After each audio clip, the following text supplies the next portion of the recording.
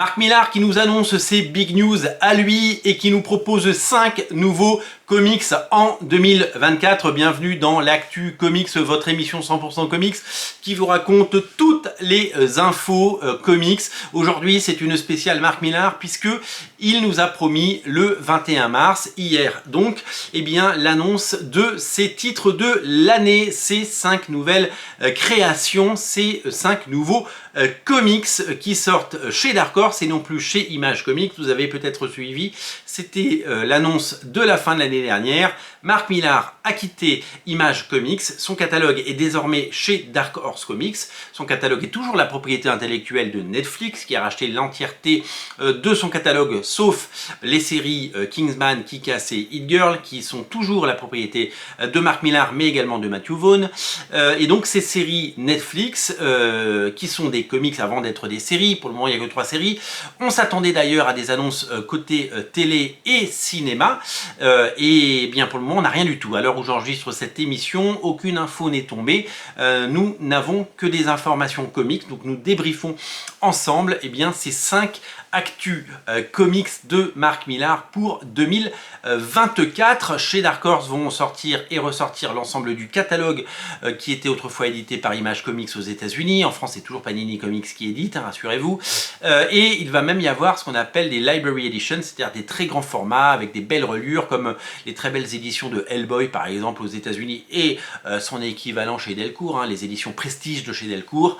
On va avoir de très très belles séries avec de nouvelles couvertures et énormément de rééditions, notamment des séries comme Empress qui n'étaient plus éditées. Donc, quelles sont ces 5 nouvelles séries et quelles sont ces séries qui vont arriver en comics chez Dark Horse par Mark Millar? Elles ont été annoncées hier et nous pouvons vous les dévoiler. Aucune nouvelle création originale, seulement 5 suites. C'est une petite déception à cet effet puisqu'on s'attendait à des grosses annonces et peut-être à des nouvelles prises de guerre, c'est-à-dire des auteurs Marvel ou DC Comics, des auteurs stars qui seraient venus travailler pour Mark Millar. Donc pas de prise de guerre et pas de nouvelles propriétés intellectuelles. Des suites, des séries avec pour commencer, et ça avait déjà été annoncé, la suite de Nemesis Reloaded et donc qui est par capillarité la suite de Big Game qui n'est pas encore sorti en version française mais qui arrivera en juillet. La 3e série, mais la 2e série puisque la première a été un peu annulée, donc la suite de Nemesis Reloaded, ça s'appelle Nemesis Rogue, je l'ai pas noté, hein, Rogue quelque chose, Rogue Squadron, c'est ça, je pensais l'avoir noté. Le dessin c'est Valerio Giordano qui va également faire pour Todd McFarlane la série Monolith, donc une année bien chargée pour ce dessinateur italien. Pas de superstar au dessin, mais un très bon dessinateur. Voilà, c'est pas des stars, mais c'est des très bons faiseurs, ce sont des très bons auteurs. Et donc, nous allons avoir ce 3e volet des aventures de Nemesis, avec la suite directe de ce que nous avons pu avoir. Nous allons avoir également le second tome de Night Club. Night Club, c'est pas encore sorti en version française, ça arrive très bientôt. Le premier tome est disponible en version originale, le voici. Série qui fait un petit peu penser au Crimson d'Umberto Ramos, où deux jeunes se font mordre volontairement par des vampires pour devenir des super-héros, donc avoir des aptitudes et des pouvoirs, vont se déguiser avec des costumes de catch et vont faire la justice et s'éclater avec leur nouveau pouvoir. Une série très fraîche et très sympathique qu'on n'attendait pas, qui a été annoncée en 4 tomes. Donc le 2e arrive et c'est toujours Juanan Ramirez, le même dessinateur que le premier, qui dessine, voilà, qui n'était pas non plus ni un transfuge de chez Marvel ou DC, ni une superstar, mais qui a fait un excellent travail, et il faut le souligner, sur la série Night Club. Vous avez aimé Magic Order, on pensait que ce Magic Order s'arrêterait avec le numéro 4, qui arrive lui aussi dans quelques semaines chez Panini. Magic Order numéro 4 dessiné par Dike Ruan. Le Magic Order tome 5 volume 5 a été annoncé et c'est Matteo Buffani qui va le dessiner. Alors Matteo Buffani, il a déjà dessiné 2 fois pour Mark Millar, puisqu'il a travaillé sur le deuxième tome de Prodigy et qu'il avait fait aussi un segment dans Ambassador. Donc c'est vraiment un artiste qui reste et qui continue, et qui, plutôt que continuer sa carrière eh bien chez Marvel, où il avait fait du Daredevil, où il avait fait du X-Men, eh bien se retrouve sur Magic Order. Voilà, après avoir fait le second tome de Prodigy, il fait le 5e tome de Magic Order. Il y a des artistes maison qui restent fidèles.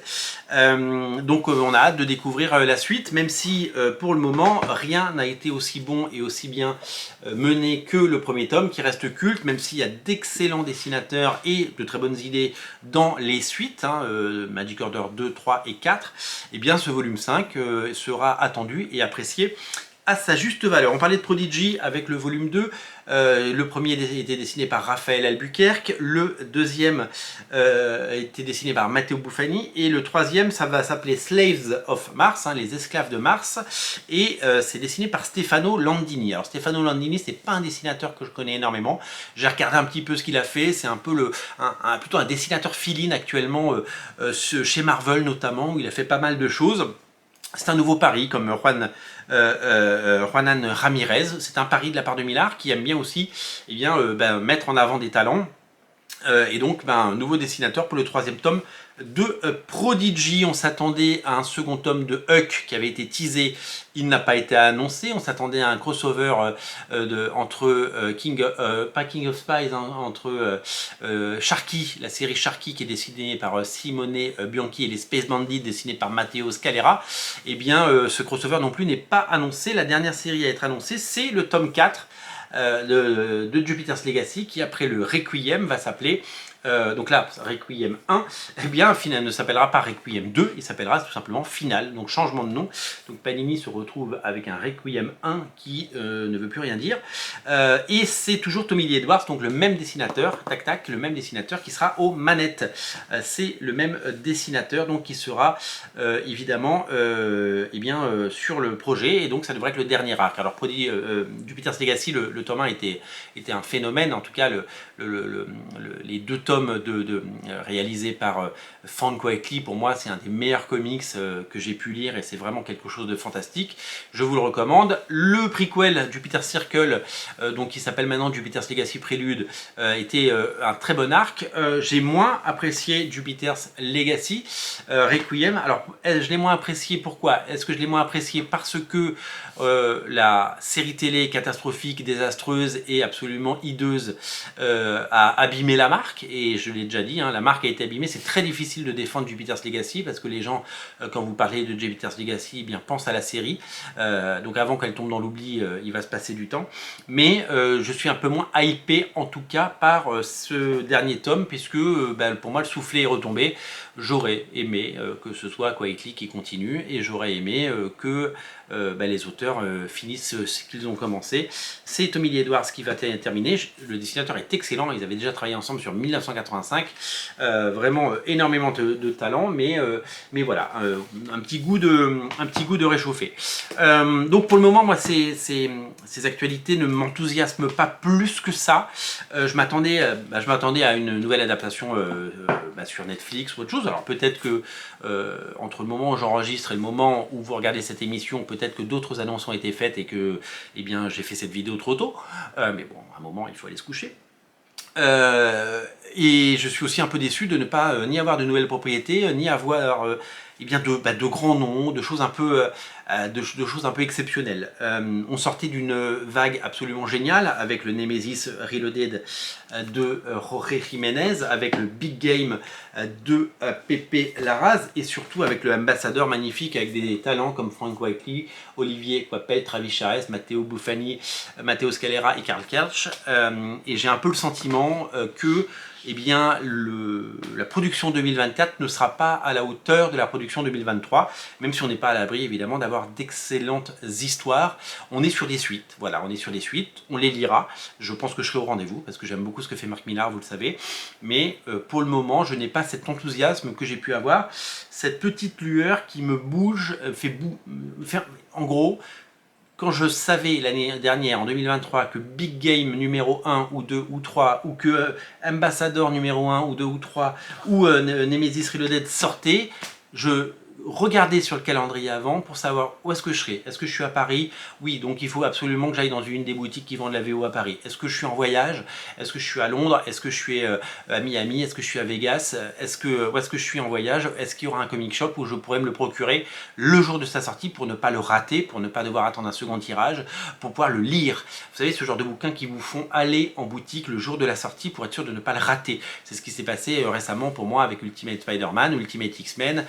J'ai voulu être là le premier jour, je me suis fait avoir sur Ultimate Black Panther, j'ai pas eu le premier tirage comme beaucoup, je me suis cassé le nez, grosse frustration d'ailleurs. Voilà, il y a certains titres qui vous donnent envie absolument de les avoir, de les posséder. Il y a des titres, j'ai très envie de les avoir.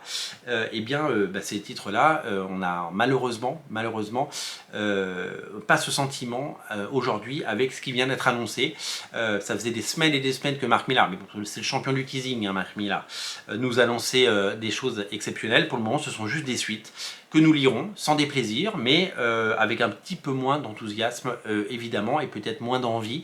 Après on sera peut-être surpris et c'est ce qu'on aime. Voilà, donc voilà pour ces big news, et on se reparle très bientôt dans l'actu comics pour débriefer d'autres infos évidemment sur l'ensemble de ces propriétés. Salut!